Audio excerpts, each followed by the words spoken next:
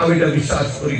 আমি বিশ্বাস করি রব্বুল আলামিন আমাকে সৃষ্টি করেছে এই শরীয়তপুরের নড়িয়া সখীপুরের মানুষের জন্য আমাকে সৃষ্টি করেছেন।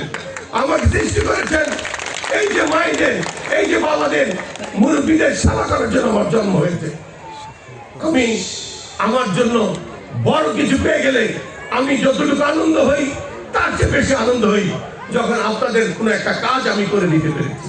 আমি সুনামের জন্য না, আমাকে কেউ ভালো বলুক এটার জন্য না, মানুষ অনুধাবন করুক কিরণ কেমন, কিরণ কি চায়। সত্যিকার অর্থে এই অঞ্চলটা পিছিয়ে পড়েছে। এই অঞ্চলটায় যখন আমি রাজনীতি করতে আসি 92-তে, আমি এই রাজনীতি করার আগে আমি গত 77, 73, 74, 77 এখানে অনেক আসা যাওয়া করেছি। আমি আমার চোখ দৃষ্টি পড়েছিল এই অঞ্চলটা কিভাবে আগিয়ে নেওয়া যায়। আল্লাহ যখন আমাকে অর্থবিত্ত দিল, আমাকে আর কেউ থামায় রাখতে পারে না। আমি এসেছি, আমি ডেভেলপমেন্টের প্রায়োরিটি করেছি কোনটা আগে করব।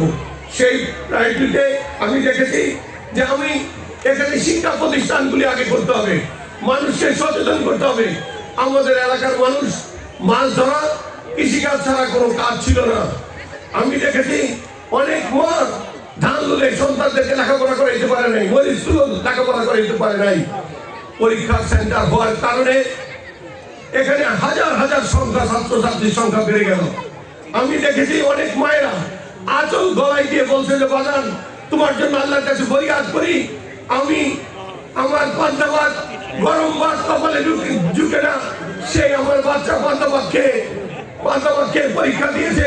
আমার মেয়েকে ফর্ম ফিল আপ করতে 1000-1200 টাকা লাগে, বেদেরগঞ্জের থেকে গিয়ে থাকতে পয়সা লাগে, সেই পয়সা আমার ছিল না। তোমার কারণে আমার সন্তানরা মানুষ হয়েছে। আজকে অনেকগুলি কলেজ হয়েছে, আমি আনন্দিত, আমি গর্বিত। আমি স্বপ্ন যা দেখেছি তা বাস্তবায়ন হওয়ার পথে।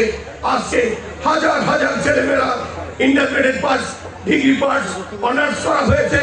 অনেকে বিসিএস কোয়ালিফাই করেছেন, অনেকে পুলিশে চাকরি পেয়েছেন, অনেকে সরকারের বিভিন্ন উচ্চ পদস্থ কর্মকর্তা হয়েছেন। এটা বলবো না আমার সফলতা, এটা বলবো আমার স্বপ্ন। আপনাদের সকলকে মিলে যে প্রচেষ্টা করেছি, সেই প্রচেষ্টার বহিঃপ্রকাশ আমাদের এই অঞ্চলের শিক্ষার হার অনেক বেড়ে গেছে। আমি স্বপ্ন দেখি আমার দেশের মানুষ, আমি স্বপ্ন দেখি আমার পিছিয়ে পড়া মানুষকে কখন কিভাবে আগে নিয়ে যায়। আজকে একটা সুযোগ এসেছে, আমরা চেষ্টা করে যাচ্ছি, আপনারাও চেষ্টা করেছেন। আজকে মুখ্যম সময় এসেছে, আপনারা দল মেল নির্বিশেষে যেভাবে আগিয়ে আসতেছেন, আমার বিশ্বাস আমাদের সফলতা অর্জন হবে ইনশাআল্লাহ।